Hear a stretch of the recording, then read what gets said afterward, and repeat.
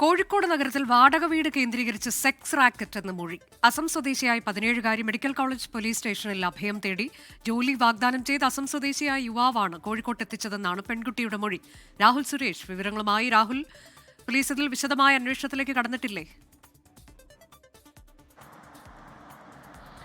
അനുജ, വിശദമായ അന്വേഷണം medical college പോലീസിന്റെ ഭാഗത്തുനിന്നും ഉണ്ടായിരിക്കുകയാണ്. അതായത് 15,000 രൂപ വേതനം വാഗ്ദാനം ചെയ്താണ് അസം സ്വദേശിയായിട്ടുള്ള 17-കാരിയെ കോഴിക്കോട് എത്തിക്കുന്നത്. അതിനുശേഷം വീട്ടിൽ അടച്ചുപൂട്ടിയിടുകയും അതിനുശേഷം സെക്സ് റാക്കറ്റിന്റെ ഭാഗമാക്കി എന്നുമാണ് കുട്ടി പോലീസിൽ നൽകിയ മൊഴിയിൽ പറയുന്നത്. താൻ ഉൾപ്പെടെ 4-ലധികം യുവതികൾ ഈ സെക്സ് റാക്കറ്റിന്റെ ഭാഗമായി ഈ വീട്ടിൽ കഴിയുന്നുണ്ടെന്നും അവരെ എല്ലാവരെയും രക്ഷപ്പെടുത്താൻ പോലീസ് ഇടപെടണമെന്നുമാണ് ഈ കുട്ടി പോലീസിൽ പറഞ്ഞിട്ടുള്ളത്. കഴിഞ്ഞ ദിവസമായിരുന്നു ഈ രഹസ്യ കേന്ദ്രത്തിൽ നിന്നും പുറത്തു ചാടിയ ശേഷം കോഴിക്കോട് മെഡിക്കൽ കോളേജ് പോലീസിൽ ഈ കുട്ടി അഭയം തേടുന്നത്.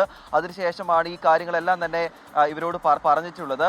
ഒരു ദിവസം 3-4 പുരുഷന്മാർ ഈ കേന്ദ്രത്തിൽ എത്താറുണ്ടെന്നും അവധി ദിവസങ്ങളിൽ 6-ലധികം പുരുഷന്മാർ ഈ കേന്ദ്രത്തിൽ വന്നു പോകുന്നതായും ഈ കുട്ടി മൊഴിയിൽ പറയുന്നു.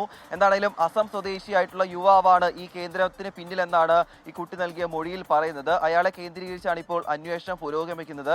ഈ പരാതി പുറത്തു വന്നതിന് പിന്നാലെ യുവാവ് രക്ഷപ്പെട്ടു എന്നാണ് മെഡിക്കൽ കോളേജ് ACPയുമായി ബന്ധപ്പെടുമ്പോൾ നമുക്ക് ലഭ്യമാക്കുന്ന വിവരം. എന്താണെങ്കിലും പ്രായപൂർത്തിയാകാത്തതിനാൽ ഈ കുട്ടിയെ ജുവനൈൽ ബോർഡിന് മുന്നിൽ ഹാജരാക്കിയ ശേഷം സുരക്ഷിത കേന്ദ്രത്തിലേക്ക് മാറ്റുകയും ചെയ്തിട്ടുണ്ട്. കോഴിക്കോട്ടാണ് വാടക വീട് കേന്ദ്രീകരിച്ച് സെക്സ് റാക്കറ്റ്. പോലീസ് തുടരന്വേഷണം നടത്തുന്നു.